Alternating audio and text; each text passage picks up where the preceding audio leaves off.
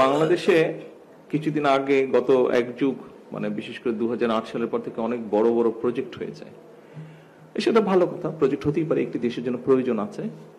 কিন্তু সবচেয়ে আনফরচুনেট যেটা ব্যাপার হলো, যেমন রূপপুর যেটা হয়েছে নিউক্লিয়ার পাওয়ার, আপনি হয়তো ভাবতে পারেন যে আপনার এই সিটের সাথে এটার কি সম্পর্ক আছে, আমি সেখানে আসছি।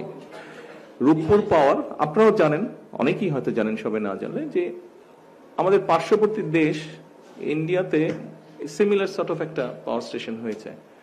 খুব সম্ভবত তারা এবার 14,000 কোটি টাকা, কি 14 থেকে 15,000 কোটি টাকার মধ্যে সেটা করেছে তারা। আনফর্চুনেটলি আমাদের এটার খরচ পড়ছে 96,000 কোটি টাকা, 3 গুণ বেশি খরচ পড়ছে, মানে আরো বিভিন্ন খরচ আছে এগুলা নিয়ে। এখন আপনি চিন্তা করে দেখেন, এই টাকাটা কিন্তু আপনারা যারা এখানে উপস্থিত আছেন, আমরা যারা এখানে সকলে এই ঘরে উপস্থিত আছি, প্রত্যেকটা মানুষের কাঁধের উপরে কিন্তু এই বোঝাটা এসে পড়েছে। পত্রিকা আমরা বিভিন্ন নিউজ দেখেছি 5 তারিখের পরে, যে এটার টাকা কোথায় গেছে, কি হয়েছে, বাড়তি টাকা।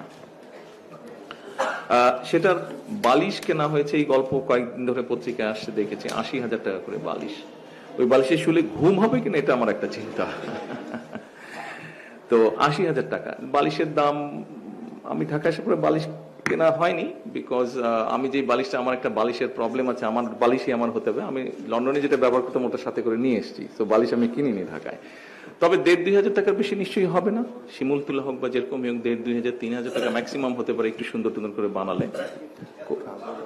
1,200-1,300 টাকা, ওকে ফাইন, 1,200, তাহলে তো আরো কম। সেখানে 80,000 টাকা দিয়ে বালিশ, এই 80,000 টাকা ভার কিন্তু আমাদেরকে বইতে হচ্ছে। আমরা দেখেছি ইন্টারিম গভর্নমেন্টের সময় তারা একটা হোয়াইট পেপার তৈরি করেছিল, এই হোয়াইট পেপারে বলেছিল বছরে $16 বিলিয়ন এই দেশ থেকে পাচার হয়ে গেছে। Just think about it, $16 billion. এই $16 বিলিয়ন যদি দেশে থাকতো প্রতি বছর, আমরা কিন্তু আপনার এই সিটের সমস্যার সমাধান করতে পারতাম। সেটা লাইব্রেরিতে হোক, সেটা আপনাদের আবাসনের সমস্যাই হোক, সেটা আপনাদের হলে যারা থাকেন তাদের খাবার সমস্যা, অনেকাংশেই আমরা করতে পারতাম।